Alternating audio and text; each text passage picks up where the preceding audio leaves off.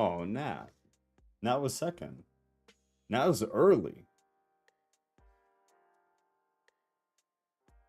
Head coverings.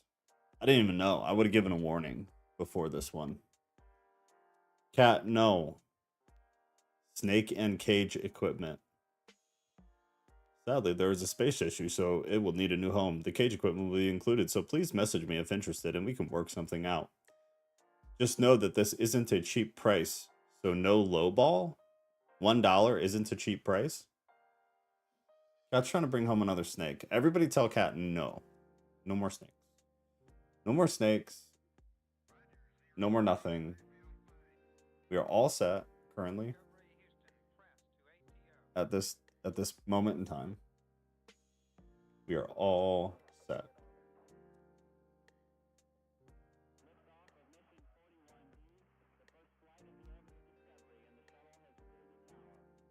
Oh God, help me.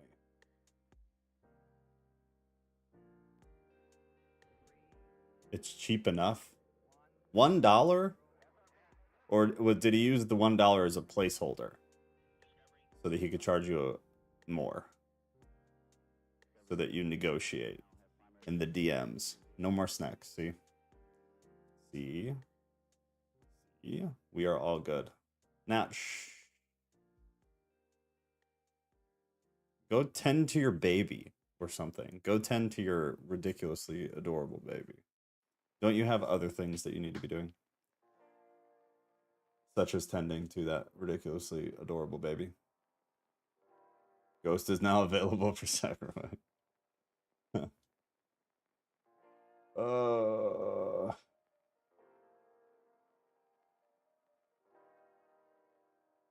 Okay, culture and news is gone out of the forum thing. I'll bring in a movie one, or I'll turn this archive into the movie one. Just have to post last night's little thing. I think the movie idea was a good idea. I don't remember who that was specifically. Or maybe it was kind of a group effort, but either way, I think it was a good idea. Very happy about that. I'll bet he doesn't even have a thermostat, brother. I'll bet you he doesn't. I bet you are probably right. We're eating graham crackers and ready for Bible study. Nothing going on tonight. Fair enough. Fair enough.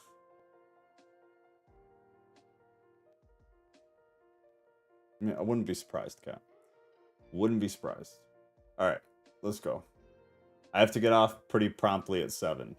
So we're going to try to cover all of 11, but at the very least, go through head coverings. It just kind of depends on how long we linger with it.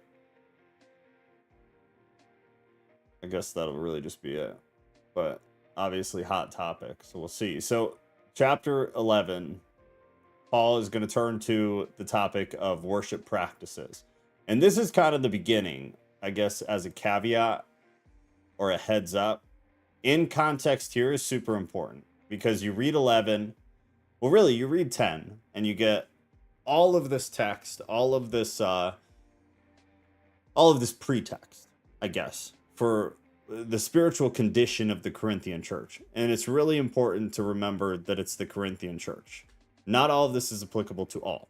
And he talked about that in 10 with the whole eating the meat sacrificed to idols and whatnot, and the pagan services and things like that. But yeah, take it with a grain of salt, but be more mindful due to somebody else's conscience, not so much your own. If you're grounded in what you believe and who you are and what you're doing and your faith, then take it or leave it. That's up to you. Adiaphora, gray area.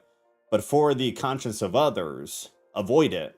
And then in 11, we go into head coverings, which was a social thing outside of religion. So it wasn't just a religious thing, but it was largely a religious thing.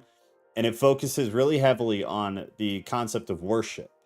And that's important because if you read it outside of that, it comes across completely different. And it tells women things that are completely different and tells men things that are completely different. Then he goes into the Lord's Supper. And then in 12, you go straight into spiritual gifts. So it's all kind of setting the stage for talking about spiritual gifts. And I know we kind of got hung up on like talking in tongues and stuff like that last week. We'll get more into that in 12. But all of this pretext is what I would call it. It matters. It's pre-context.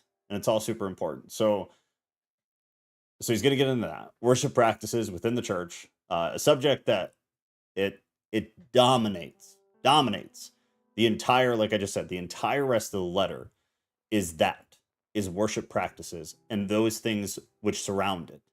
Some of the specific issues that Paul brings up, they seem, like I was saying earlier too, they seem very much intended for particular areas and particularly this church.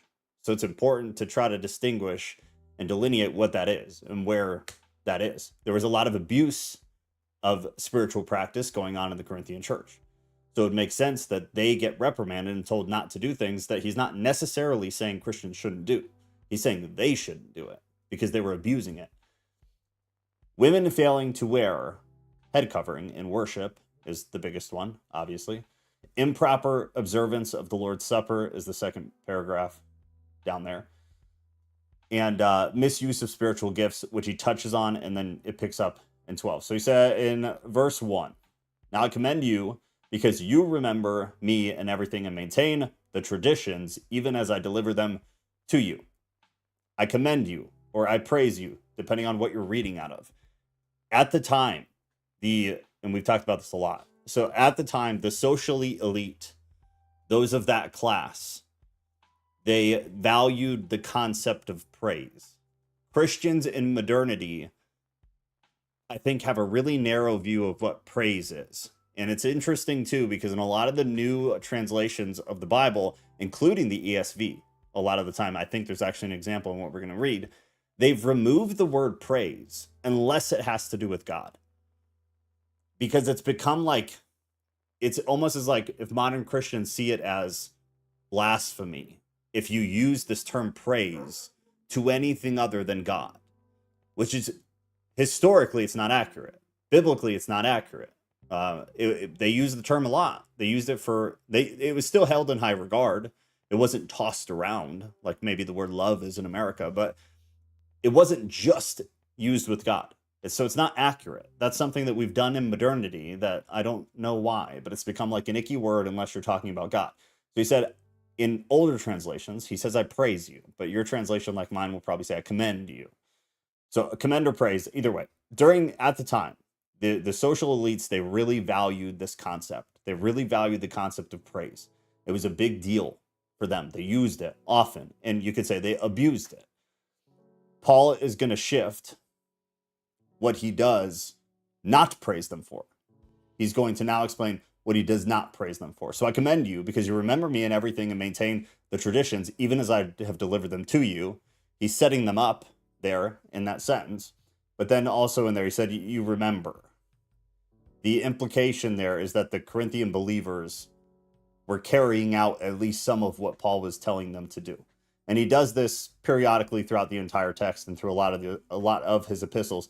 He'll do like a sandwich praise, right? He'll say something good they did, and then he'll say something bad they do, and then he'll say something good they did. This is just an example of him doing that. And then it says, maintain the traditions. All of the traditions he's talking about are what have been orally passed down, mostly from him, but also from his friends in ministry, Apollos and the like. But those are those traditions. But specifically here, the traditions concern the worship events at the Corinthian church, is what he's talking about. So he's commending them for some of those things that they actually did uphold, that they have been upholding, even as I delivered them to you. 3, but I want you to understand that the head of every man is Christ, the head of a wife is her husband, and the head of Christ is God. You get this mirror from elsewhere that he wrote out of Ephesians, right? So every man is just Christians, to be clear. It's not every human, because they're not held to the same standard. They don't have the same values. They don't have the same perspective or outlook on life. So society in general cannot be held to that standard. Every man is in reference to every man within the Christian faith. So every man, the head of every man is Christ. The head of every wife is her husband. The Greek word used for head has caused a lot of complications over forever. So it may imply authority. It also may imply source. The problem is, in context, it doesn't help you at all because either one makes sense. it would make sense that the authority of a man is Christ, the authority of a wife is a husband, and so on. It would also make sense that the source of a man is Christ, the source of a wife is husband from a spiritual perspective, and then so on. Authority makes more sense, in my opinion, especially when you aggregate all of Scripture, all of the common uses of the same term in the New Testament. Personally, I find it kind of hard to argue, but the word was also used for source. It's just something, to be honest about and realize that it is a thing. It's not a lie. That's the truth. The term could have also meant that it could demote kind of a preeminence. And it could also be a combination of all three. The more you read, the more it seems rather clear, unless, in my opinion, you start to twist things and do exegetical gymnastics. But moving on. So every man, head of every man is Christ, head of every wife is her husband, and the head of Christ is God. Ephesians shortened. Every man who prays or prophesies with his head covered dishonors his head. So now we're going to get into the really confusing stuff on many levels. He may be referring to a head covering used during Roman religious practices, because that was a thing. Culturally, exegetically, it would make sense. It doesn't mean that it's right, though, but it's a possibility. Socially elite believers, again, because the class thing is huge, and he's gonna this entire chapter, along with some of 12, you have to have the class thing in your head, because he's speaking to them from the perspective of you are split between classes. So the socially elite believers, they may have continued to wear those kinds of head coverings when they were gathering for worship, meaning they're pulling other religious practices into the Christian church. Would that be crazy? If you've been here for the past couple weeks, hell no. That would make a lot of sense, because that's what they were doing. So I think it's a pretty viable option. If they were doing that, they would be bringing attention to themselves that may have ostracized those who felt socially inferior. So if they had the magic fancy cap, but others did not have the magic fancy cap, then they would be setting themselves apart, and others would feel inferior because of that, and that would cause division in the church. On its own, maybe a stretch. However, as you go through the rest of it, it actually makes perfect sense. So I think it's a pretty decent answer to what he's talking about.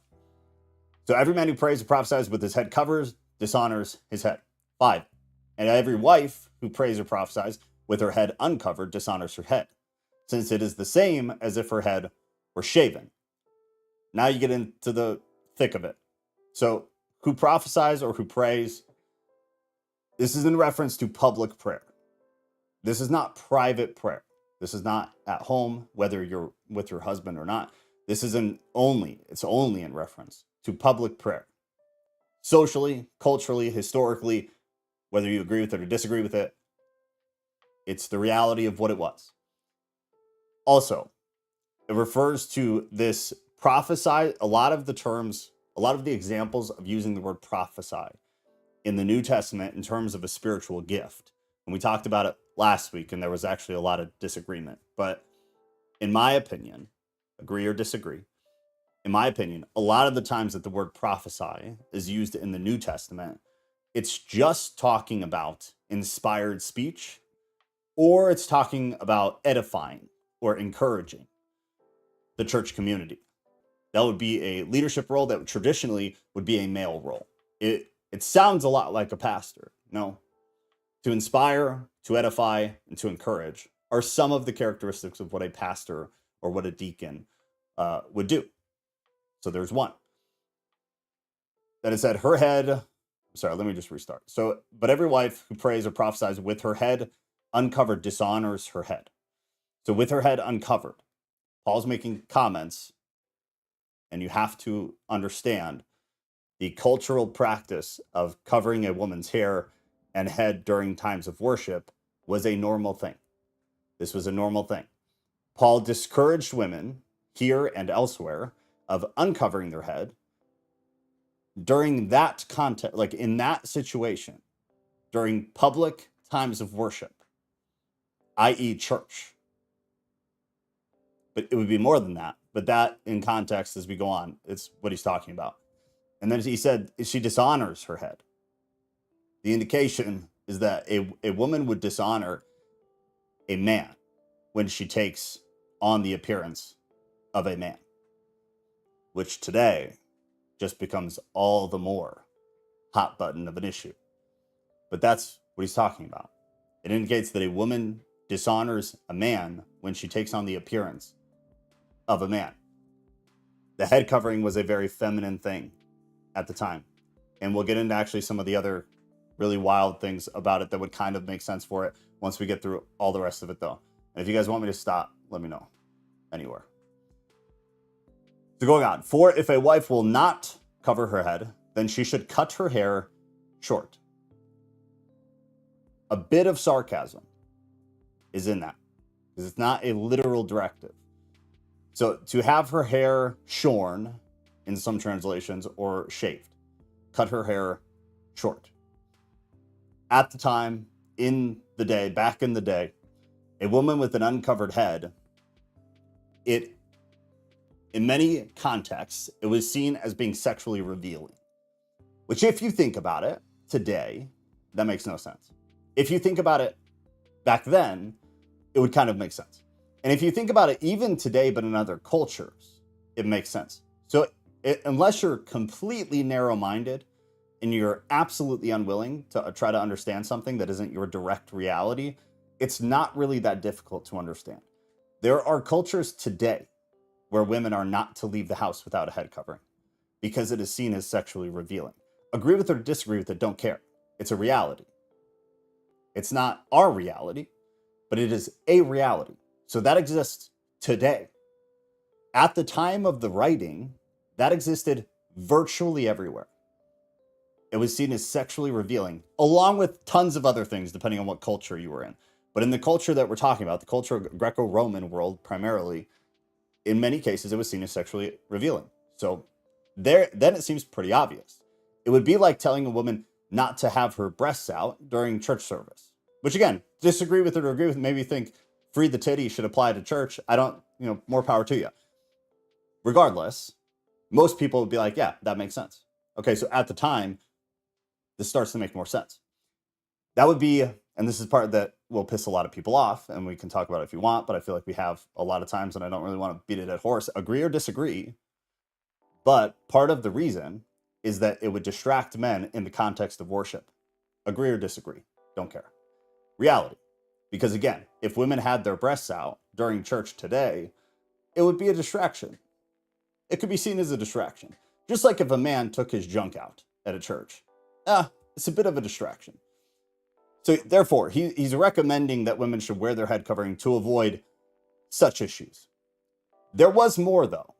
And I do actually want to touch on this real quick before I forget, because I'm going to keep reading and then I'm going to forget. The Corinthian women may have had their hair done up. I've talked about this, but I don't remember if it was in a live stream or a video or something.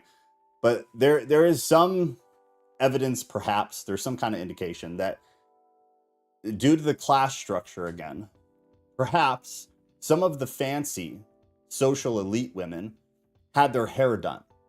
Again, at the time, having your hair done was not something you could just do. Only really well-to-do women could have their hair done. So if that woman has her head covering off in church, at a church where social status and class was literally causing the church to divide, it would absolutely make sense for Paul to say, women, you need to keep your head covering up. It would be, maybe it's not the sole reason, but even if it's just a part of the reason, it's a valid reason. Then you can't tell, especially with the earlier context where he's telling people to not do things that, like the Roman head covering for men, so it's not just women, for men, don't wear that. Don't bring that stuff here. Are you trying to separate yourself from your brothers in the church? So it could be kind of a mirror to that same situation on the female end of some of them could afford to have their hair done. Some of them could not afford to have their hair done. Therefore, everybody wear a head covering. It wasn't the sole reason, but even if it's some of it, it would be some of it. All right, yeah, we'll get to the rest actually in a little bit.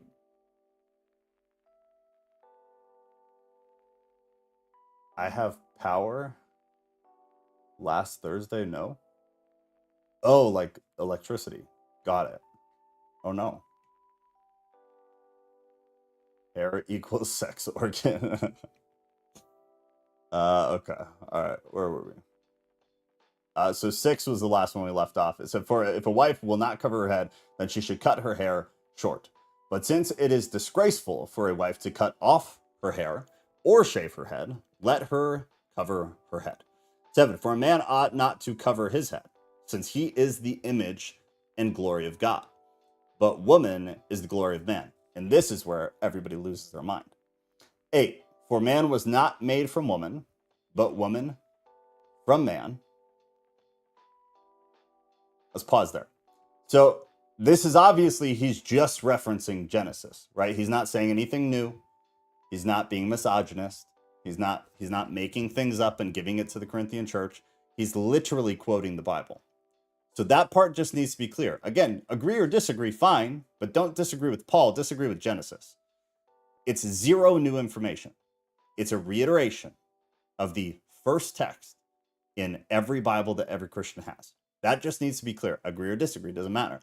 But if you disagree with Paul here, you disagree with Genesis. And if you do, that's fine.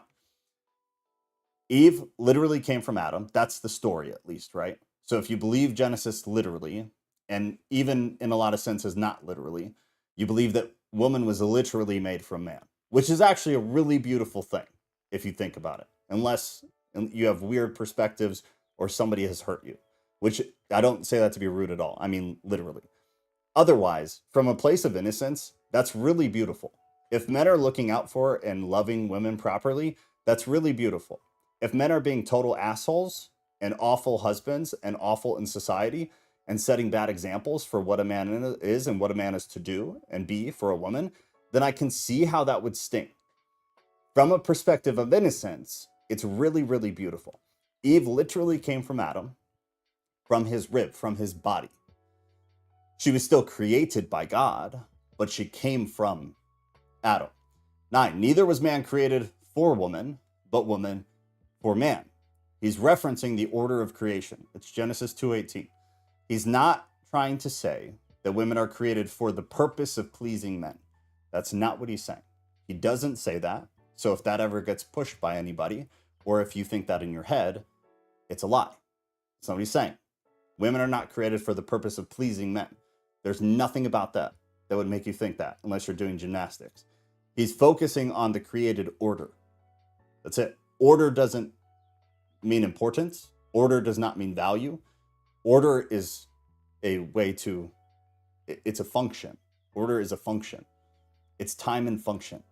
So he's focusing on the created order and Eve's role as a partner in maintaining creation. Not a less than partner, a partner. 10, that is why a wife ought to have a symbol of authority on her head, because of the angels. The amount of disagreement on what the hell this means is phenomenal. So there's a suggestion. The suggestion would kind of satisfy cultural norms at the time, important context, agree or disagree, doesn't matter, cultural norms at the time. It would also help resolve the problems in the church, what he's saying here, which is that they should wear a head covering, for all of the reasons that we've kind of already talked about. Paul's reasoning is not absolutely clear within context in reference to because of the angels or on account of the angels, depending on what you're reading. An interesting thing, though, since a woman's long hair was a symbol of sexuality, I would kind of argue it still is, but beside the point. So since it was a symbol of her sexuality, Paul might be, maybe, perhaps, recommending for women to cover her hair to keep angels from being tempted. This is a concept that is legit, that I've heard. Okay, like a lot. It's common. Not just from men. I'm not saying I agree with it, but it's an interesting note that scholarship pushes out. So I'm going to read it again. Since woman's long hair was a symbol of sexuality, there is a possibility that the recommendation is for women to cover her hair to keep angels from being tempted, not just men. Look into it if you're curious, but it's an actual theory of how to exegete that section. In the case here, Paul may have in mind incidents like the story in Genesis 6, which is where we get into the Nephilim and things like that. So it's the only reason I brought this up, because I know a lot of you are like into reading extra biblical text. So if you're interested, look into extra biblical text stories, commentaries on 1 Corinthians 11:10, specifically the because of the angels portion.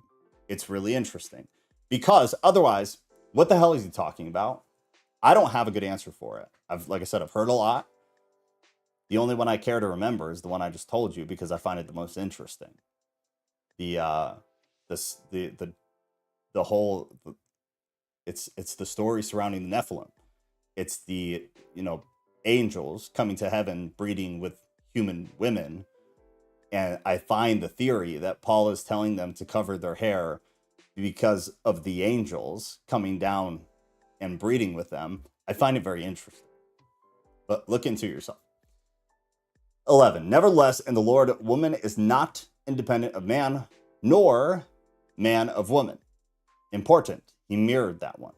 That's important. Men are not independent of women. Women are not independent of men. 12. For as woman was made from man, so man is now born of woman.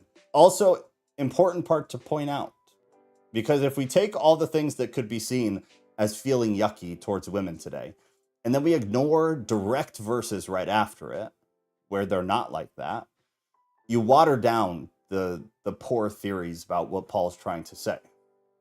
Man is now born of woman. It's also a reference to Genesis. And it's reinforcing the idea that woman and men are mutually dependent. Woman was created from Adam, but it does not make her inferior to Adam. It's just the order. Because by the same logic, when you continue it on, men are then derived from women. So it's a circular concept. And this weirdness within, give us your long hair, this weirdness in Christian culture of, you guys know, of the weirdness between men and women and this power struggle, I guess is what it is. In pointing to sections like this, I just don't get it, because Paul comes full circle with it. Anyways, going on. And all things are from God, meaning equal, of equal value, not of equal placement, of equal purpose, not of equal placement. 13, judge for yourselves, is it proper for a wife to pray to God with her head uncovered? Head coverings, again, they might have signified that a woman was participating in public worship through prayer.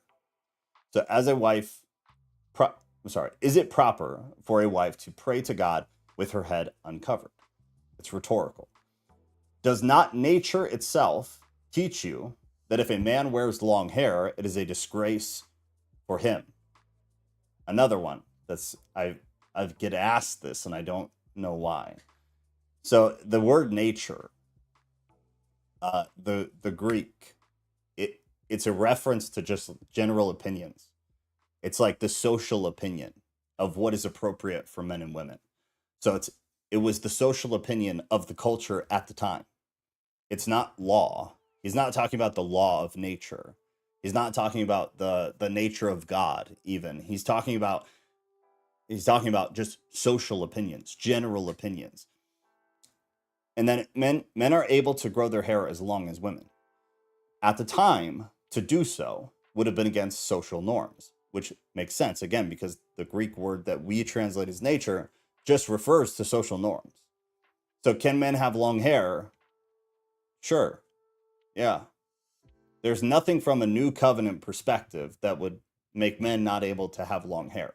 It doesn't make any sense. These are the kinds of verses people use, and they don't take 5 minutes to look.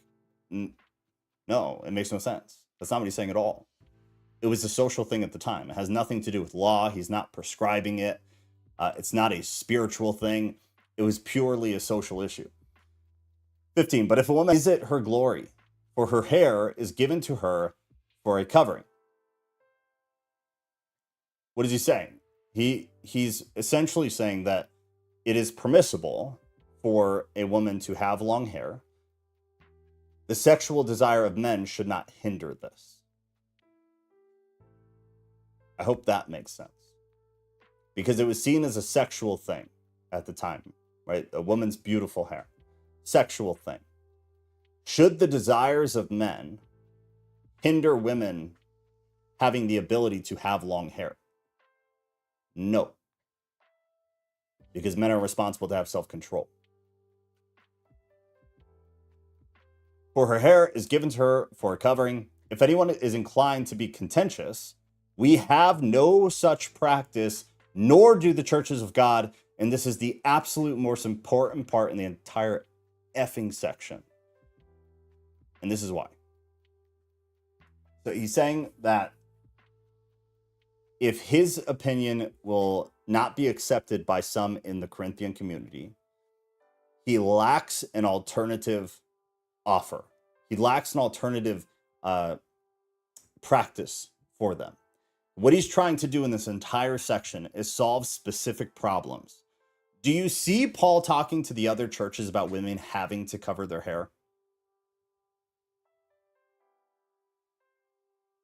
I'd love to see them. Has this been an issue anywhere else in the epistles? Or does it pretty much just seem like a problem in Corinth? And when we continue on to the Lord's Supper, I think you'll agree it's very obviously just for them. It doesn't mean at the time other women in other cultures and even some of the other churches did not cover their hair. But Paul here is saying that it's not a practice that we have, nor do the rest of the churches, at least the ones he was referencing. The Corinthians needed to decide on how to resolve issues that they were having. It's what the entire freaking text is about. Most of the text is not about general Christianity. How do we be Christians? What is permissible? What is not permissible? He's addressing seriously specific things. Seriously specific things. So he maintains that if they continue to be divided over the issues after he's given these solutions to them and tried to implement them, they will need to find a peaceful alternative because he has nothing else for them. He doesn't know what else to do with them. That's what he's saying. Some women were not covered with a veil when they prayed. We get that much. This was practiced in the Corinthian church. So the entire discussion was likely unique to Corinth. And Paul knew that the letter he's writing would probably be passed around to other churches, so he literally put a disclaimer. If anyone is inclined to be contentious, we have no such practice. What is he referring to? Everything we just talked about. We have no such practice, nor do the churches of God. It's a disclaimer. So if the epistle gets passed around, understand, we don't have these issues other places. We're not dealing with what you're dealing with at the other churches of God. You guys have an issue. You have specific problems. You guys cannot get your shit together. So all of these directives are for you. There is a very strong argument that these things were specific to Corinth. Moving on. Actually, let me see and make sure I'm not skipping over anything. I don't have the chat up. I have returned from my retreat in the forest, but sometimes there is no electricity in my town. Oh my God. I would love to go to the forest for a very long time. Head covering as a wedding ring. I don't know about that.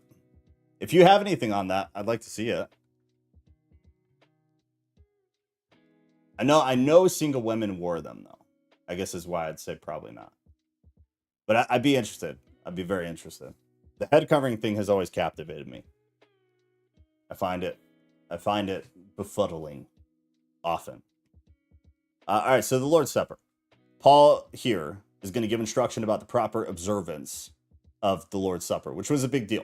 It was a really big deal in all of early Christianity, more so towards the beginning.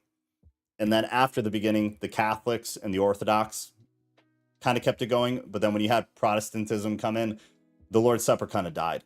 But it was a big Christian thing for pretty much forever until the Protestant Reformation, which is a sad thing because actually it's a wildly biblical thing.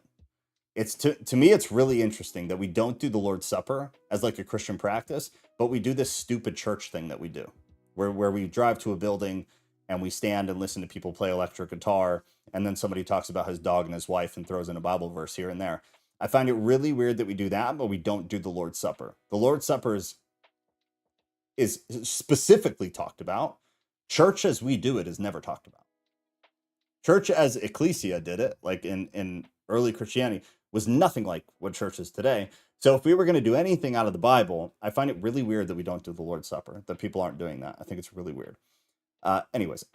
The church was divided, again, remembering, super important, and then it relates back to what we just read as well.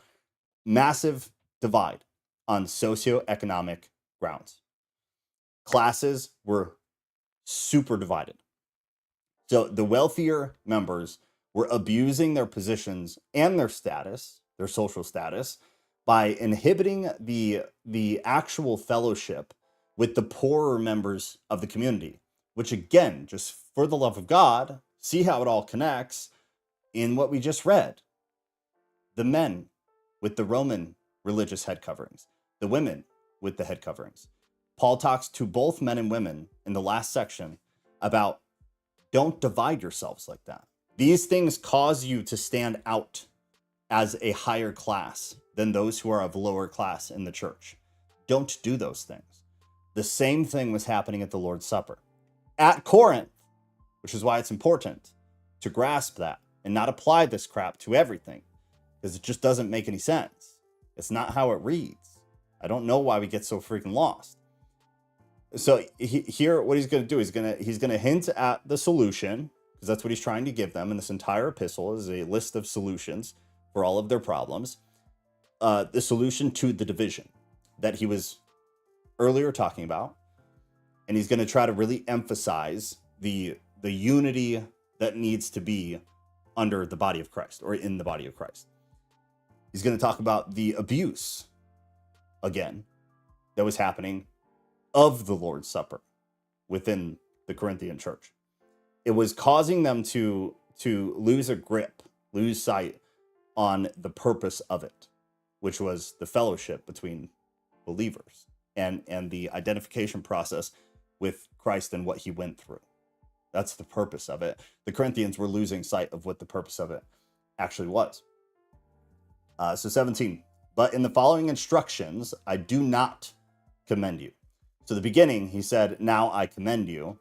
Now he's saying, I do not commend you.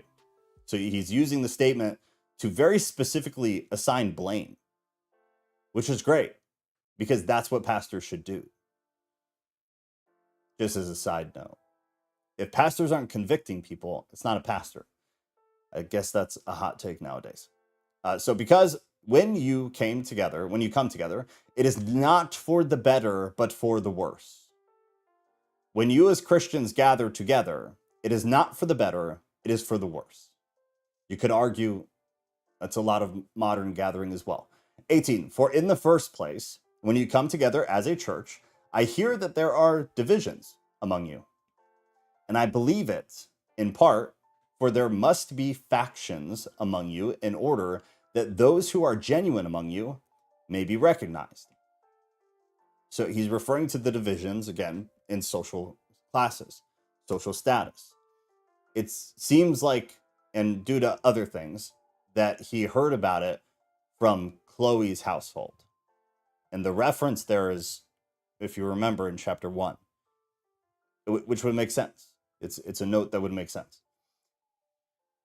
For there must be factions among you in order that those who are genuine among you may be recognized. When you come together, it is not the Lord's Supper that you eat. So he's completely invalidating what they're doing.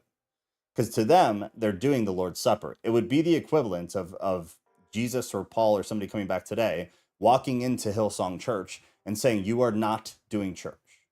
It's the exact same thing.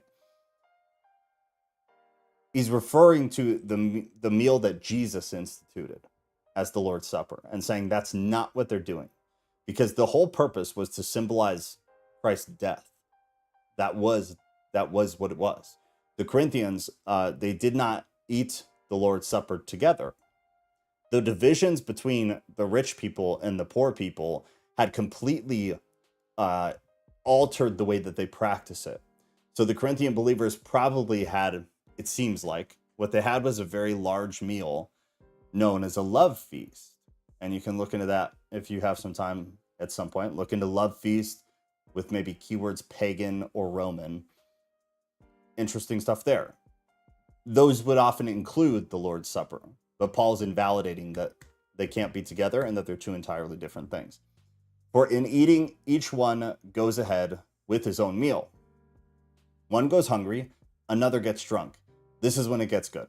So each one goes ahead with his own meal. He's talking now to the wealthy Christians at Corinth. Some of the wealthy Christians, it seems like, were having their own meal and we're not sharing it, and we're not inviting the lower class Christians to come or to eat, which would make sense with why Paul's saying what you're doing is not the Lord's Supper. Another side note with that, one goes hungry, another gets drunk. He's saying on top of the rich people bringing their own or making their own food, not letting anybody else on the lower class side eat it, and probably or possibly not even inviting them to come. Massive separation. On top of that, it seems as though the rich people are also getting shit-faced. One goes hungry, referring to the lower class. Another gets drunk, referring to the higher class. So they were making and eating big meals, not allowing the poor people to eat it, probably giving them scraps of some kind. Also getting drunk while the poor people sat with no alcohol. Alcohol was a social status thing too, to a degree. He says, what? Do you not have houses to eat and drink in? He's upset. Or do you despise the church of God and humiliate those who have nothing? He's pissed. What? Do you not have houses to eat or drink in? So what the wealthy believers are doing is they're showing that they had no value for the poor. They had no value for the lower class Christians that were a part of the church community. Therefore, they damaged the unity and caused division, which is it's the point of all of this. It's what he's talking about within all of this. So he's addressing the wealthy Corinthians who had completely ruined the sanctity of the Lord's Supper. Not just for themselves, but for the poor people specifically, but for the church body as a whole. And that's Paul's actual problem for the body. For I received from the Lord what I also delivered to you, that the Lord Jesus on the night when he was betrayed took bread. Interesting here. So 23, I received from the Lord. It's unclear, in my opinion. There's not enough information to really decide, but Paul might have received some kind of instruction during a revelation. It wouldn't be super crazy. It wouldn't be the first time for Paul necessarily of having a revelation. But the other option would be that he just recognized Jesus as the source of the instruction, because Jesus gave the instruction for how to go about the Lord's Supper. The instruction may have already become a pretty well-established thing among the early church, and I would argue it had, from other epistles, and just if you follow the timeline from when the Lord's Supper was talked about by Jesus to some of the other mentions of it in the New Testament, it seems as though it had become a pretty well-established tradition. So, but maybe he got revelation. I don't know. Can't answer it. But It's also not that important. So what I delivered to you, that the Lord Jesus on the night when he was betrayed, took bread, and when he had given thanks, he broke it and said, "This is my body, which is for you. Do this in remembrance of me." In the same way, also, he took the cup after supper, saying, "This cup is the new covenant in my blood. Do this as often as you drink in remembrance of me. For as often as you eat this bread and drink this cup, you proclaim the Lord's death until he comes. Whoever therefore eats the bread or drinks the cup of the Lord is in an unworthy manner will be guilty concerning the body." I feel whenever I read those verses, I feel like I'm back in Catholic school. You just hear them so many times. So, unworthy manner will be guilty concerning the body. He's referring to the Corinthian believers, their misuse of the Lord's Supper. They were completely missing the point of the meal, of the gathering. They were hindering their relationships with the other believers, therefore also hindering the spread of the gospel, because the church was an absolute catastrophe and the culture knew it. Their demographic knew it, especially among the poor. They had also been driving current believers away from gatherings that were meant to celebrate and remember Christ, because they were becoming a social status symbol of a meal where the rich people were likely also getting drunk on top of it, and the poor people were getting garbage or scrap food and no alcohol. Everything about this event had gone sour. People who sin in the way that we're talking about, he's going to say, are, and I love this, are like those who originally crucified Jesus, which I just think is great, because he's being a pastor, and I think it's a really beautiful thing. They are not honoring Christ's death. They are instead literally making a mockery of it. Let a person examine himself then, and so eat of the bread and drink of the cup. For anyone who eats and drinks without discerning the body eats and drinks judgment on himself. That is why many of you are weak and ill, and some have died. This is a bit of a conversation. At the time, in the demographic, also all sorts of other places too, but here as well,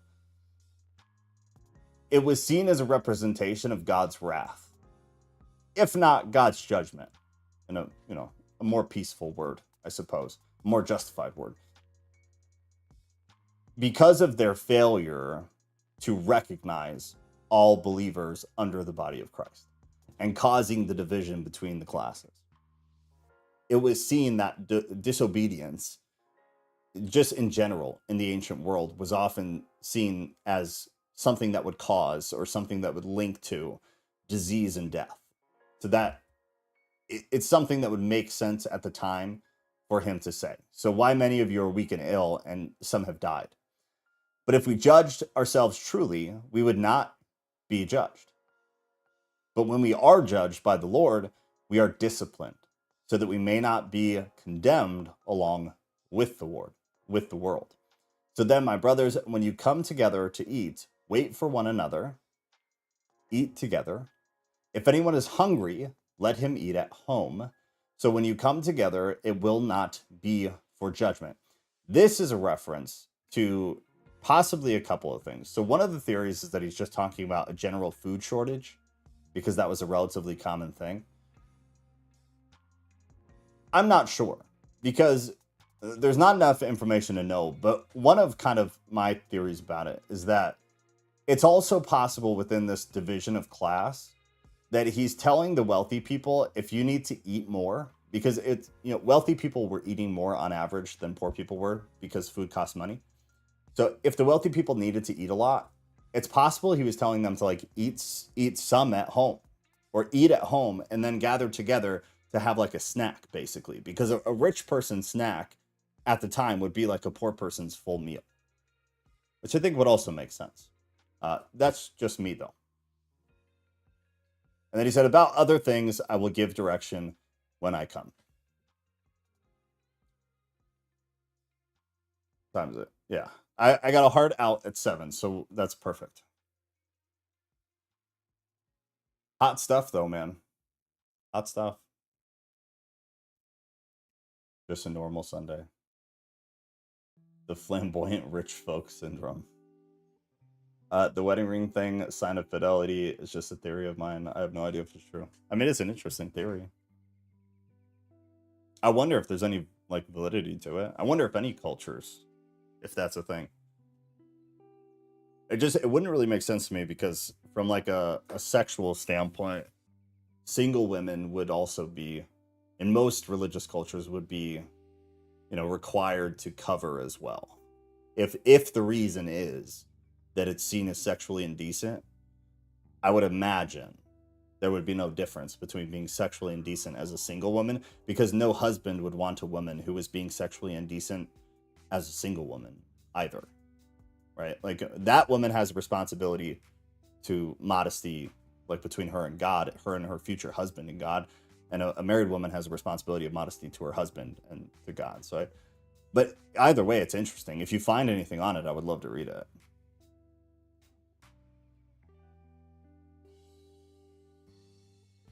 The wheat and tares are timeless archetypes. They behave similarly throughout all time and space. Eternals as all divine archetypes, maybe? What did you mean about churches not practicing the Lord's Supper? Oh, I mean, when was the last time you had the Lord's Supper? When was the last time, like, here's, I guess here, to picture it. Church at the time, most cases, church at the time no, the Lord's Supper is not the Eucharist. That's different. Totally different things. The Eucharist is not the Lord's Supper. They're not interchangeable. What the Eucharist is them, that's Catholics. They're pulling concepts from the Lord's Supper, kind of, into their normal church practice. But it's not the Lord's Supper. They're not sitting and talking. They're not sitting and having community. That's what the Lord's Supper was. So they're pulling the function. They're not at all pulling the actual application of it. They're just pulling that one little piece. So they do the Eucharist. They do the transubstantiation from the wafer to Jesus's actual body and blood. That's an entirely different thing. It links to it for sure. But it's not at all the same thing. The Lord's Supper, what it was, is like church at the time primarily was anywhere. I guess take Corinth, for example, because depending on where you are on the timeline, it was pretty different. Corinth probably had somewhere between 15 and maybe like 60 at most people in the church. It's really hard to tell. You'll get wildly ranged numbers for it. But in that, let's say 45. Let's say the Corinthian church was 45 people. If it was 45, they would likely not be in somebody's house. So they might be in some other kind of building. They might be in a public place. That was common. But they'll be somewhere that has a little bit of space. Beyond that, you'd have smaller churches that were maybe 8 to 12 people in the entire church, including leadership. Those would mostly be in somebody's house. That was church. So with all of that as your picture of church, now your picture of the Lord's Supper was after church, which most cases would be in a home. They would cook dinner. That was the Lord's Supper. There was nobody saying, now this bread is the wafer is now the actual flesh of Jesus Christ. Maybe some of them were. There's no history of that. There's no proof of that, really, outside of much, much, much later church practices. In the early church, like that we read about in the actual Bible, there's zero indication that happened. None. You have to completely pull it out of nowhere. You have nothing to base it off of whatsoever. And it doesn't make it wrong. I'm not saying it's wrong. But it's just real is real and proof is proof. There's zero proof of that. None. Instead, what we have is the indication that people would have church in a house, 8 to 12 people on average, 8 to 18 maybe, possibly, and then some larger churches breaching 30, 40, and probably bigger. Majority being in that smaller range. So the majority being in the smaller range and the majority taking place inside of somebody's home, they would literally eat dinner. They would cook food and they would sit and have community. So what I'm saying is yeah, like people go eat brunch at IHOP after church. It's not the same thing. It's not the same thing. In most cases, people are not going to IHOP after church, sitting down and saying, okay, we are going to sit here, we are going to eat, and we are going to literally run through, this is my body, which is for you. Do this in remembrance of me. This cup is a new covenant in my blood, yada, yada, yada, and try to actually think through and and give in to the reality that a dude got nailed and brutally tortured on a piece of wood. That's just not what people are doing. That was my point. It never ends. There's nothing that we can do then, I guess. What never ends? Did I miss something? Catholic churches provide this every Mass, I believe. Most other churches on Sunday. Now, I wouldn't say most churches do the Eucharist. I'd say most churches don't. I think most people do the Eucharist. Like most Protestant churches do the Eucharist a couple times a year. Most will do like Easter. Some will do Christmas, and then some will do somewhere like at the end of summer or the fall. All of the churches I worked with and in did the Eucharist no more than 3 times a year. And some of those were really, really big churches that had campuses all over the United States.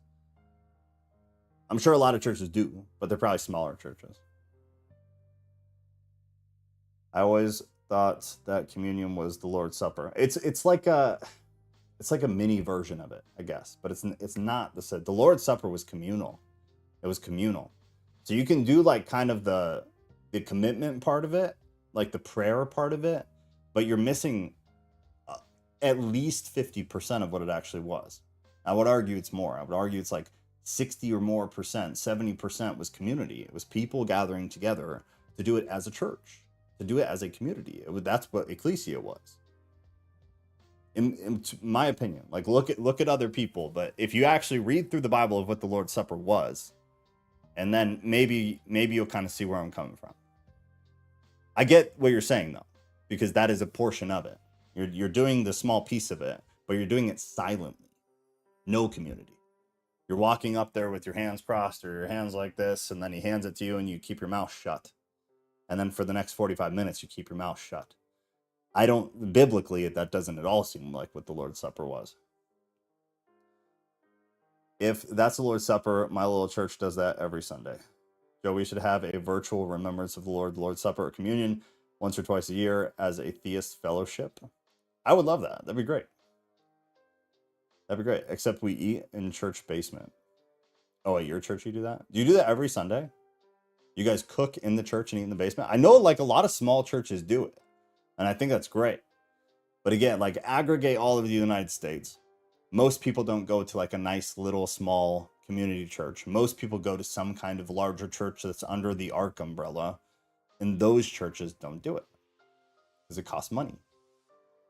And they run as businesses. So it's much less common. I'd be totally down to do that. I'd be totally down to do that. I think that'd be great. That'd be a cool thing to do. We could run through like do like a specific study that day, right?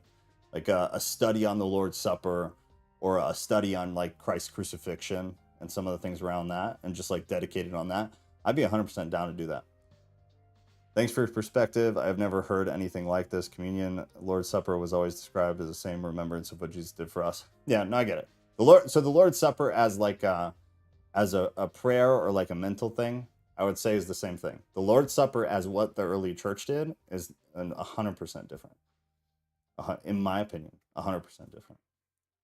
Yes, we bring potluck. Yeah, I think that's great. That's awesome. Churches who do that are great. I think it's a totally beautiful thing. The more of that, the better, man. And you can still like go out to eat. I wasn't trying to downplay that, but it's the whole thing is like the purpose. What is the purpose? Just like you can go to church with zero purpose, or you can go to church with a specific big ass purpose, and it be something totally different. Just different, you know. It's what's the condition of the heart? It's that whole thing. What is the condition of your heart? Will make the difference between if what you're doing is worth anything at all, or if what you're doing is worth absolutely nothing, or worth a whole lot. What are you doing it for? What are you doing it from? It's a big deal. Big old deal. All right, I have to run, but Thursday, euthanasia and other fun ways to die, tongue in cheek. And then Saturday, Satan's Guide to the Bible. And then I'll post a poll for the movie thing. And we'll do that every Sunday. Or I'm sorry, Saturday. So if you weren't here last night, Saturday will no longer be news. Saturday will be dedicated movie night. So just like Thursdays, every week I'll post a poll for a movie or a long video or something like 45 minutes or longer. And then I'm going to segment the video out at like stopping points for any conversation that pops up. But we're going to go through and just try to learn stuff and have conversation. And I think it'll be good. So we're going to start that. But I got to run. I love y'all. Everybody have a great night. I'll see you Thursday. Bye-bye.